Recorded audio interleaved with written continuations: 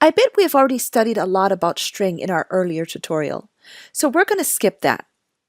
And also, this tutorial is specifically about integers, so let's dive into that. Let's check what sort of methods are available for an integer. We have already gone through the imaginary or real number, which prints out the real and imaginary value part of a particular integer or complex number.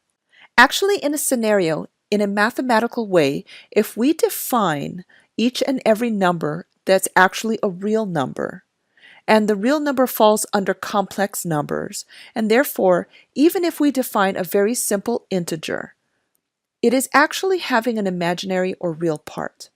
And that is why we have these two methods. Now, let's dive into some more advanced methods. By XOR method, which basically takes an operand and it does the XOR operation between the current variable. So as you can see, I have XOR A with A, which actually returns me as 0, which is actually true. Whenever we try to XOR a value by itself, it returns 0. Let's try to XOR this using 0. Then returns as 56, which was actually the value of A. So the XOR function is working pretty fine. Now let's look at some other factors. The size. The variable value stored is 56, and the size is actually the byte size of the integer, which is actually 12. Now if we see the same thing about the large number called f, it gives me 14. Still, it's a long number at 14 bytes. Now let's check with E.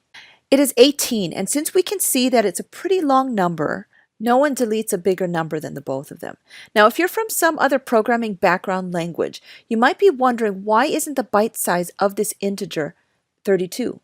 Actually, this is a good thing with Python. If we try to allocate an integer, it actually tries to minimize it and dynamically allocate its size, rather than taking a static size and applying it to its data type. For other languages, what their interpreters do and their compiler does is they take the integer, and no matter whatever value is there, the integer, they just assign it a 32-bit because it has been declared as an integer. So there is a con of using Python. Now let's try some more methods. Let's try to convert this A into its corresponding hex value. So it gave me 038. Which if we try to calculate the hexadecimal or 56, it will give us 38 as well. We can actually calculate its octadecimal as well. That's 07 still. And apart from that, there are lots of other methods which you can go and try. And I will just mention a couple of methods too. Let's try to check out the conjugate of this particular number.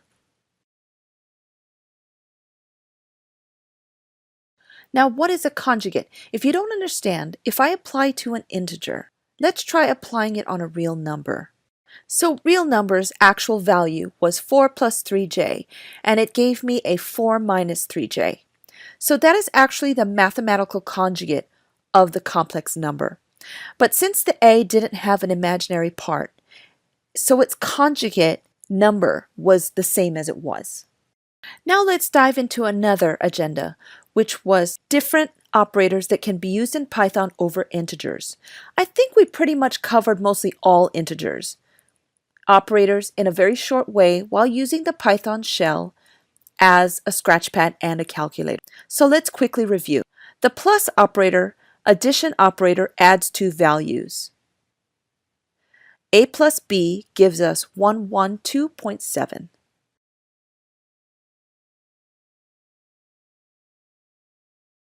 Now B minus A is an entirely different thing. C minus B stands for an unsupported operand because we have applied a string value and it tried to subtract it with an integer, which is actually logically and syntactically both incorrect.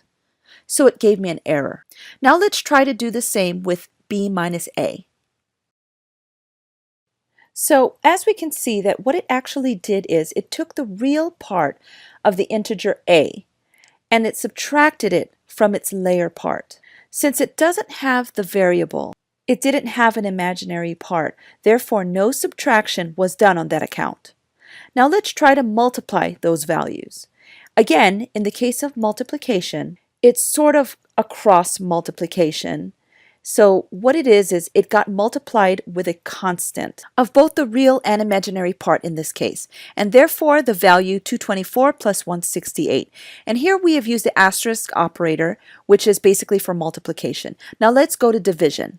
This is yet another operator, and as it's mentioned and clearly visible over here, it divides the value. Let's try the float division operator, which divides the value, but it rounds off the entire decimal points. Having said that, let's also try the modular operator. Let's take the value as I equals 34 and j equals 70. So when I do this, it returns the remainder, which remains after the division of these two values. Now what we're going to do is we are going to take yet another operand. Let's say I equals 63. And we try to do the same thing. Then we have a remainder as 12. Just to keep it in mind, whatever we apply, or whatever sort of operand, we take in modular operator. This 12 is never going to exceed the j through which we are dividing, which is obvious. So this property is used programmatically quite a lot in different sorts of algorithms. Having said that, now we will talk about playing with random operands using different operators. Since we have covered that much in this one, let's try to take yet another leap and try to multiply random values and operands along with each other. In our next agenda, we are trying to try random values with different operands, and these operands will have some specific cases which could be a little confusing to general programmers of basic levels. So let's say if we divide 12 by 3, it gives us a fair amount of output as 4. Now let's try to divide it with 13, and it again gives us 4, because it ignores the fractional part. So the main question is, what do we do to secure that fractional part? Let's take both of them into variables. 13 and j equals 3. I equals, j is again 4. Now, what we're going to do is we are going to type convert this value into a float.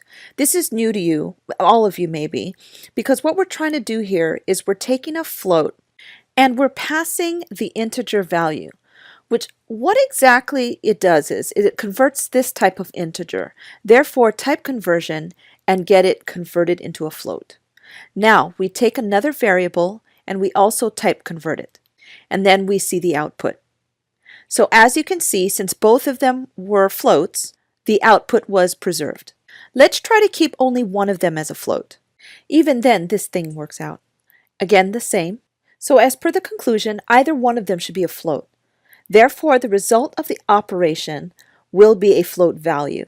Now, there could be cases that we have float operands, but we don't want the long fractional part of the result output. Rather, we want just a decimal place to round it off. So what we're going to do is actually take some float values and try to divide them. As you can see, the result has a very long fractional part.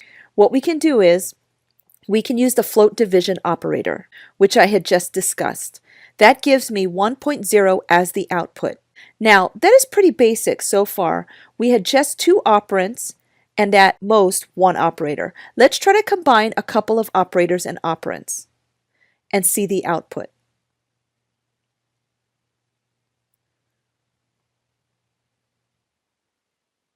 So in this output, what we have seen is rather than 5 plus 4 equals 9 times 3 times 27, what it does is it multiplies 4 by 3 and then adds it with 5, which is mathematically correct.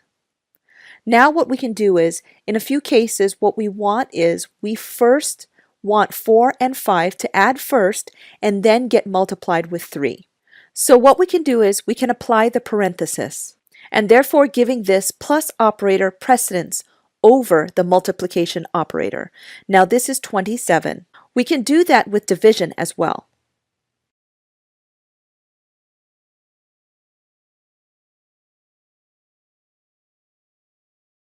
Since the division of 3 and 2 returned 1, and it got subtracted by 6, therefore we got the result 5. Same here. We can put parenthesis and we will get the result 1. Now we can extend this operation and we could even do something like this. Or we can surround it with a parenthesis and give it a precedence. So what happened in earlier cases, first of all, 6 minus 3 got calculated, giving the result 3. The division between 3 and 2 occurred because division mathematically has a precedence over a multiplication operator. Now, once we got the result 1, it got multiplied by 3 and gave us the result as 3.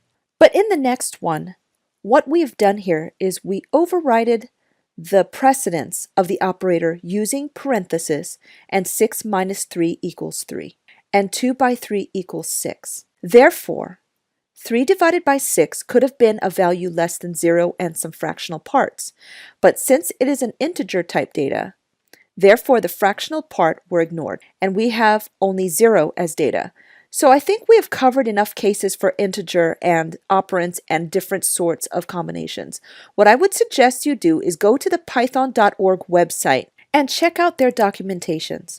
They have a pretty clean documentation. Apart from that, I would like you to go to other websites as well and check out the specific cases which may occur in case of these sort of operations.